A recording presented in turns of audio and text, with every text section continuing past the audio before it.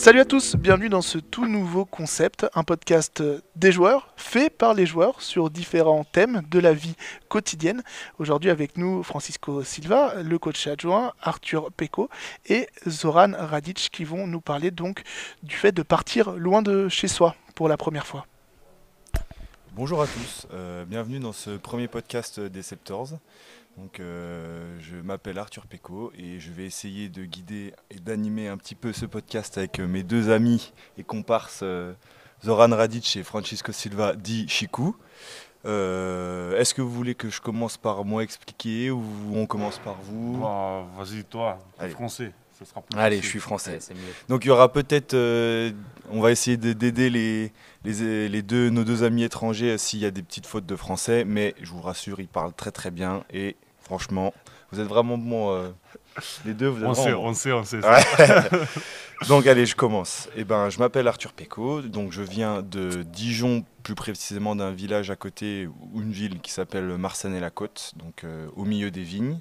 Donc les vignes en Bourgogne, c'est toute la culture, c'est le vin. Donc j'habite vraiment au milieu du vin. Je suis né là-dedans. Meilleur endroit. Pour moi, c'est le meilleur endroit, mais voilà. Et du coup, je suis parti pour la première année. Pour la première fois, je suis parti pas très loin, puisque c'est à même pas 3 heures de route pour arriver à Saran et plus précisément à Orléans, du coup. Donc pour moi, ça se passe plutôt bien, puisque ça fait pas trop un gros changement.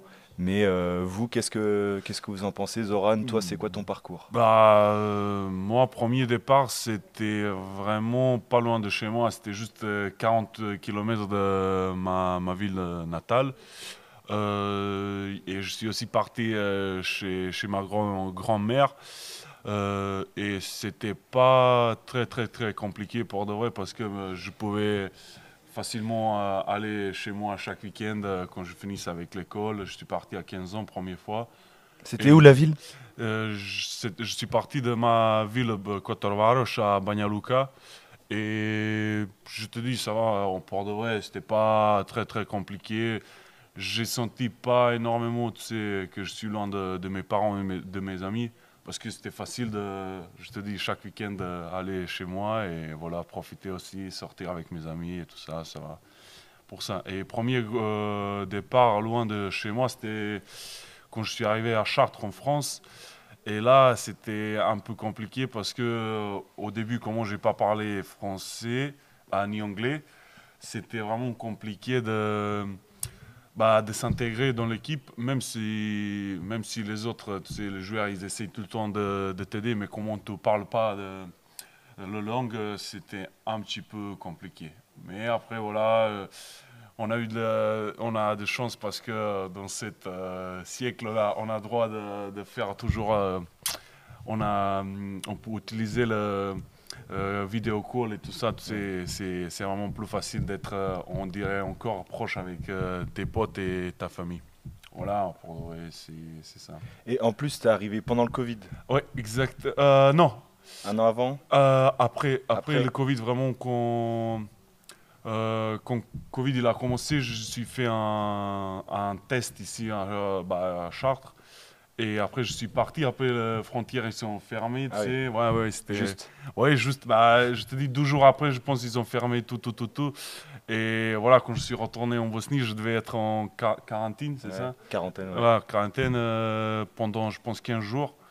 Et voilà, bah, je te dis vraiment, j'étais vraiment chanceux que voilà, je suis sorti de pays, quoi. Ouais, bah oui.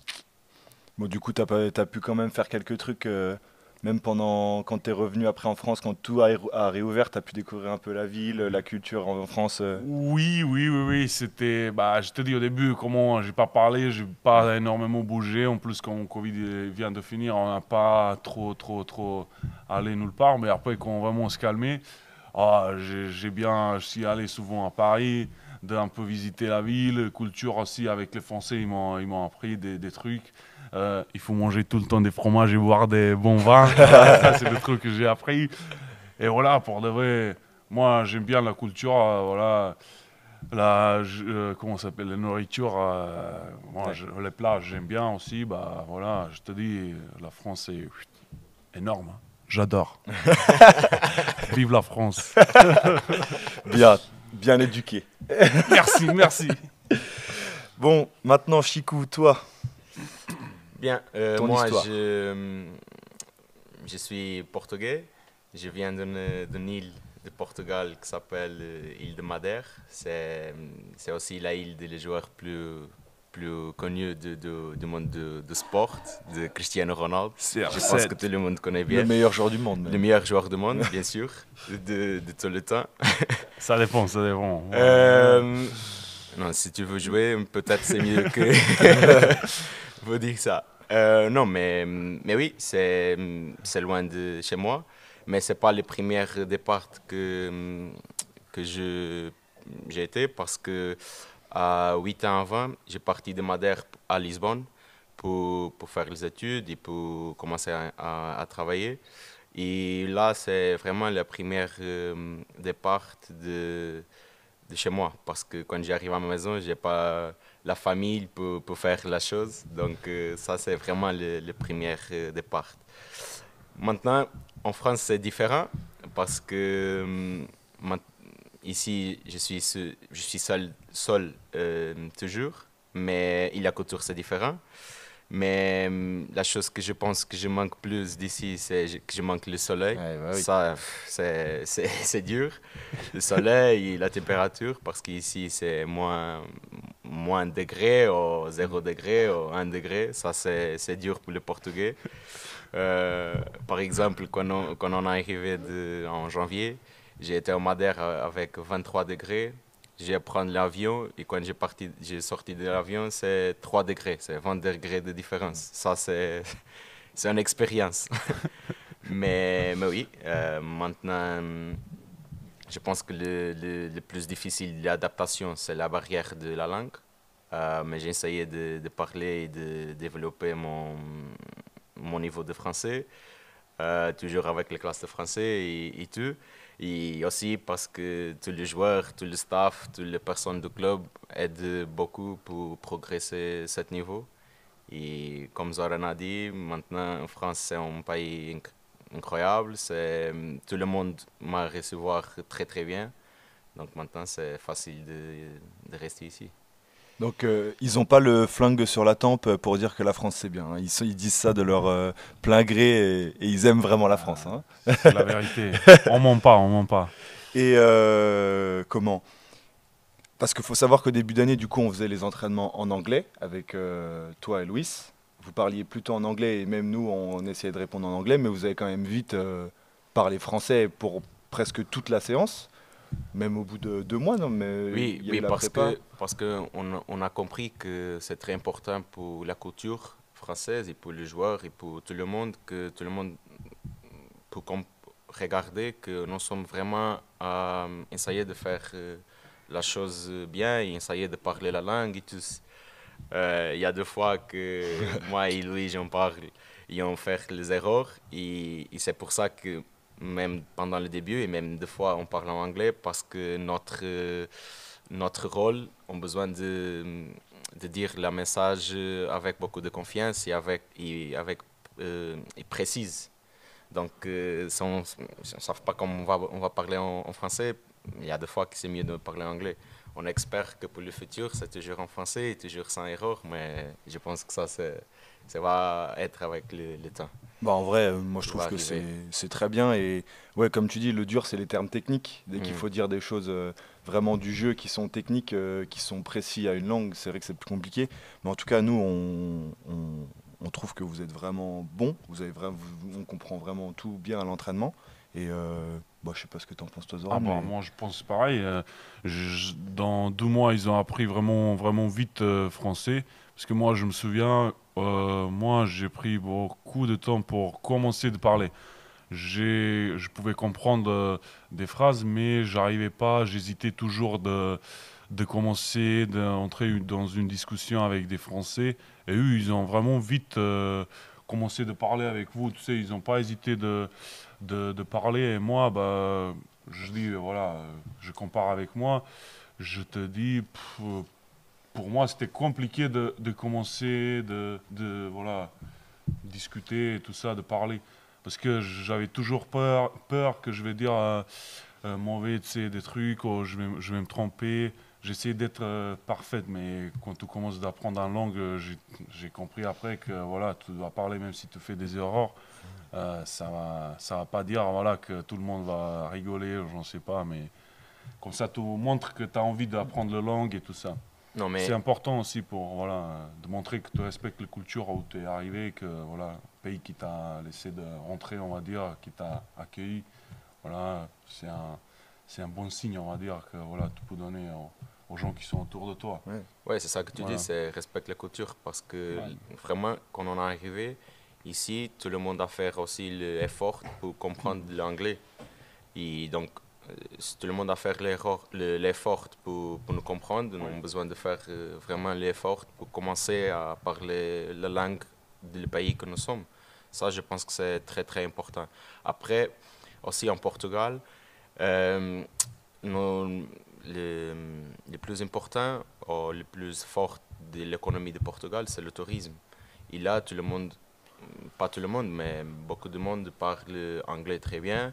Et il y a la volonté d'apprendre autre langue.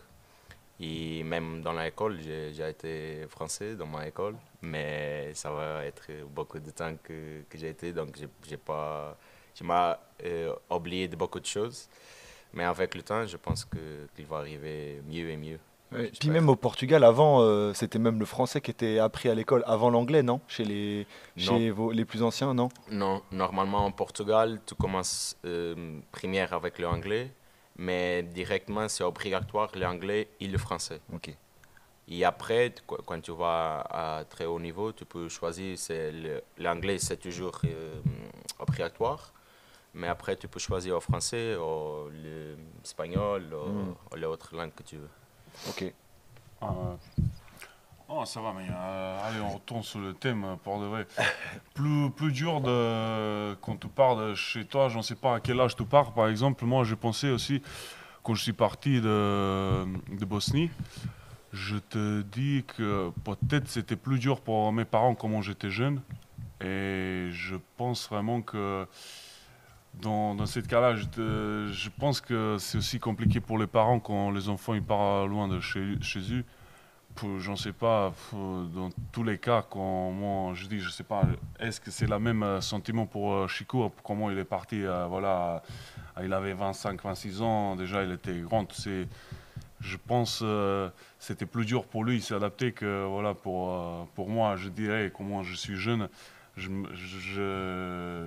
pense c'était plus dur pour mes parents de laisser moi partir dans un pays vraiment étrange où voilà, je connais même pas parler des mots, tu sais, et voilà, je pense que pour parents aussi c'était vraiment compliqué. Mais ils t'ont soutenu quand même dans ton choix. Au début, on a beaucoup discuté parce que c'était compliqué, tu sais. Je viens de finir mes études et tout ça. Est-ce que je vais aller au fac ou pas? C'était une, comment ça s'appelle, intersection. Est-ce que je vais aller à gauche ou à droite? Est-ce que je vais faire des sports, des études? On a beaucoup discuté pour de vrai. Je pense 1 mois et demi, on a parlé. Est-ce que je dois aller?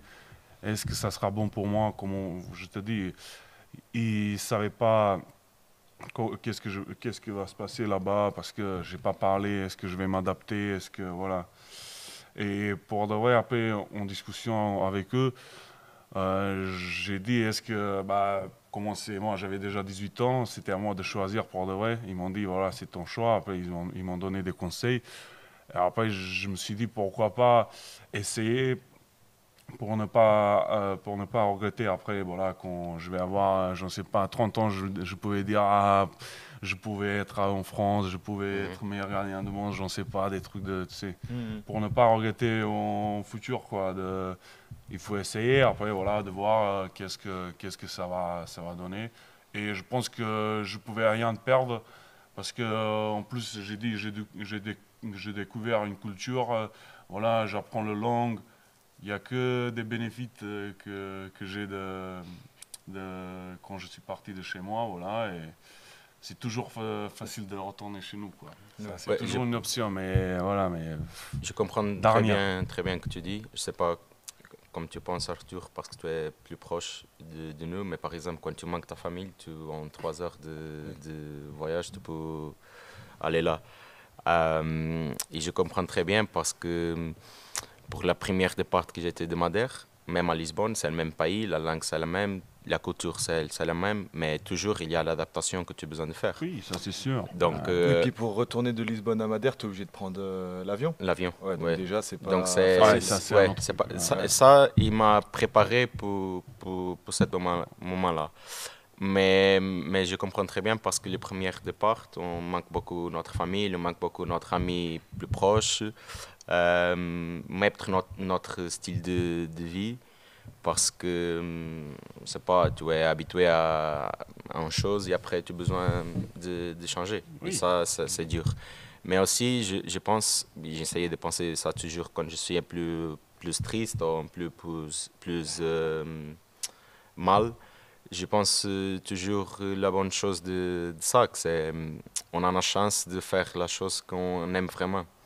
Et ça, par exemple, à ma côté, en Portugal, il n'y a pas beaucoup d'entraîneurs qui sont vraiment professionnels. Et là, il y a les trois grands clubs. Il y a Sporting, Benfica et Porto, qui sont les trois grands clubs de Portugal. Mais même les autres, il n'y a pas beaucoup d'équipes que les entraîneurs sont 100% professionnels, seulement travailler dans le monde.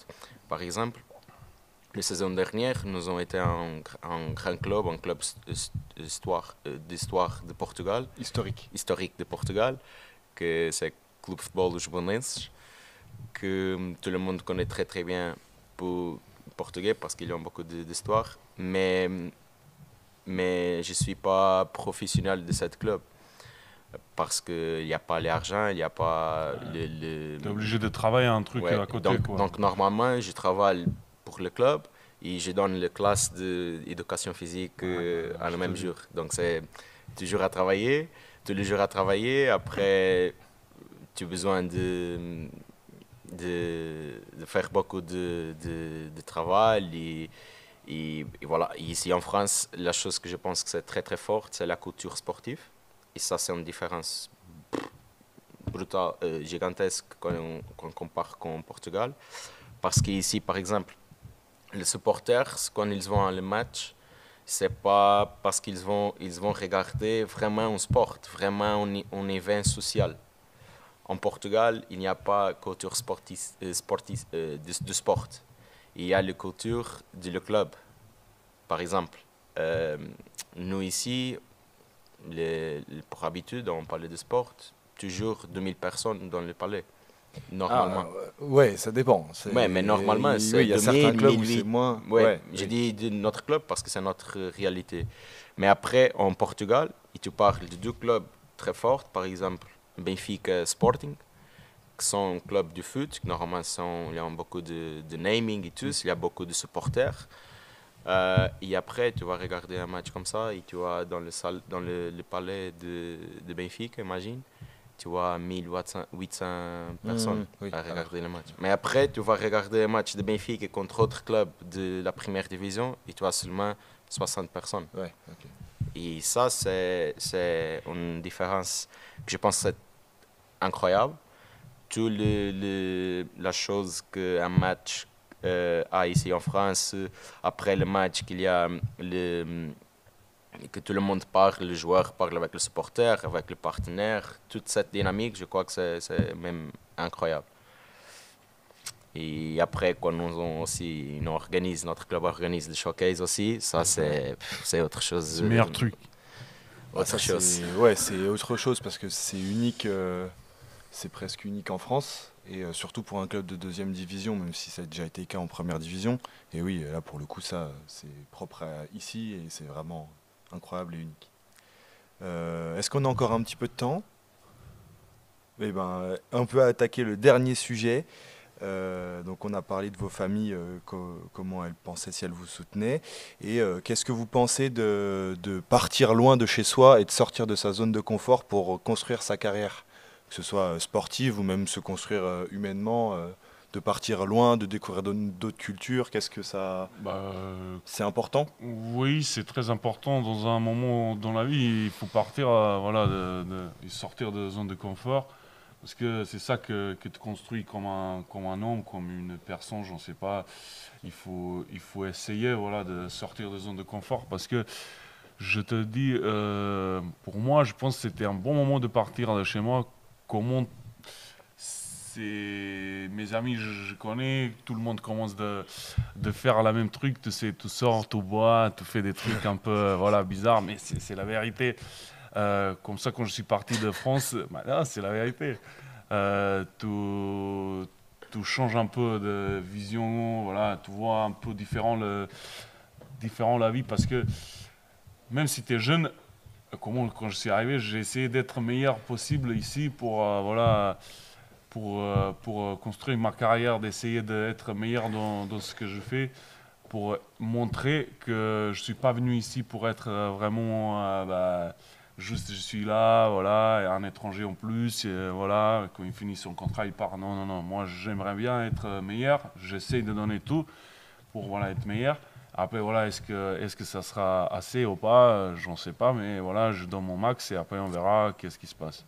Mais il faut se construire comme ça, petit à petit. On ne peut pas changer tout dans un coup, j'en sais pas, de comment on pense, comment on réfléchit, mais voilà. C'est bien de partir, de voir un peu différent la vie. Je te dis, j'ai pas pensé comme ça quand je suis parti de chez moi. Et déjà aussi quand j'étais chez moi, j'ai jamais pensé que je vais partir loin de chez moi. J'ai pensé que je vais rester en Bosnie toute la vie. Et non, voilà, c'est bien de un peu changer, voilà, de voir différentes cultures et voilà, de voir vraiment où on est. Oui. C'est ça. Non, je pense. Chico, tu es d'accord avec moi? Non, je suis d'accord. Non, pas de toutes les choses que tu as dit, mais je suis d'accord avec beaucoup de choses que tu as dit. Lui, il continue à boire. Il va jamais arrêter. Non, parce que la vérité, c'est. Si tu veux de grandir, de progrès, de développer, tu as besoin de sortir toujours de ta zone de confort. Même que tu restes dans ta ville, avec ta famille et tous, il y a les choses que tu as besoin de rechercher, de sortir de la zone de confort. Et ça, c'est très important. J'ai dit avant que pour moi, le change de pays, c'est très important pour la question d'être vraiment professionnel seulement pour le douane. Mais aussi voilà. pour avoir l'expérience et pour connaître autre culture, autre ligue, parce que la vérité, nous sommes dans le pays qui a la deuxième meilleure ligue du monde, et ça, c'est l'important. Après, l'objectif que nous avons, c'est exactement ça, que on a déjà parlé, que nous sommes un club qui toujours est deuxième division, première division, ils ont besoin de rester toujours à première division, et pour ça, on a besoin de sortir de notre zone de confort pour arriver là et rester là. Quand nous sommes là, et normalement, nous sommes tous années à rester en première division. On a besoin aussi de sortir de notre zone de confort et vous voulez arriver à autre place, en place plus haut. Ça, je pense que c'est le chemin de l'évolution ou la progression, c'est toujours comme ça. Et toi, qu'est-ce que tu penses? Tu as besoin de parler, Arthur. Non, mais même moi qui n'ai pas changé très loin et qui ne suis pas parti très loin, puisque je suis resté dans le même championnat, dans une équipe que j'avais joué beaucoup de fois avant et un club que je connais, bah, la culture que vous avez apportée avec Louis et toi, du coup, et Chicou, vraiment une culture de handball ibérique d'Espagne, Portugal, ça fait voir vraiment d'autres choses et ça agrandit notre palette de jeu. Moi qui suis un pur produit français avec une école bien française qui est toujours connue le même projet de jeu, bah là de découvrir un projet de jeu vraiment plus à l'espagnol avec une tactique et une technique vraiment différente, bah, j'estime que c'est mieux pour mon bagage, même pour après dans ma vie, d'avoir vu plusieurs types de jeux. Bah ouais, tel joueur il peut faire ça aussi. Une équipe et un joueur, bah, au final tu peux le modeler différemment pour que ça donne une autre tactique, surtout dans ton jeu. Et moi je pense aussi que c'est important de voir ailleurs et de voir d'autres choses, découvrir d'autres cultures et d'autres choses. Je crois que ça, c'est une question aussi de mentalité. Parce que c'est la chose que Zoran a dit avant. Quand il est parti de son pays, c'est pas tous les jeunes qui font ça. Avec cet âge, ça, ils peuvent partir. Et après, pour continuer à rester ici, pour continuer à progresser, c'est une question de mentalité. Si ça c'est parce que, comme on t'a dit, dans notre pays, niveau de hand, parce que j'ai dit, nous, on a toujours objectif d'être meilleur dans ce qu'on fait, d'être voilà, meilleur en hand, on va dire. même si je veux être meilleur en hand possible, à un moment où, quand j'avais 18 ans, je pense que c'était mon max en Bosnie, on va dire, je pouvais plus progresser. Ok, peut-être, mais pas énormément, tu sais. C'était un moment de partir, de choisir est-ce que je veux partir dans un pays où il y a possibilité d'encore progresser énormément, ou rester en Bosnie, de progresser peut-être juste un peu, et après, voilà, commence de stagner, c'est ça, de perdre de performance et commencer d'aller bas, quoi. Pour ça, j'ai choisi ça, pour essayer d'être meilleur dans ce que je fais. Parce que nous, on est joueurs professionnels, c'est notre travail, notre boulot, quoi. Et si je veux être meilleur, c'était le moment de partir, d'essayer dans un pays où le hand il est vraiment développé.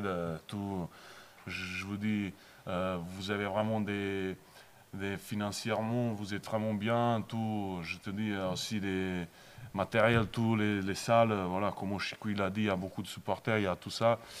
Chez nous, il y a pas. Je dis pas que peut-être un jour il va pas être, mais là, à ce moment, il n'y a pas autant de trucs chez nous, quoi. Ici, c'était vraiment un bon choix. Et encore, j'ai dit, je sais qu'il y a encore énormément de place pour progresser. Oui. Bah, comme tout le monde. Pour ça, j'ai dit, c'est pas la même pour toi, par exemple, si tu veux être meilleur joueur voilà, dans le hand.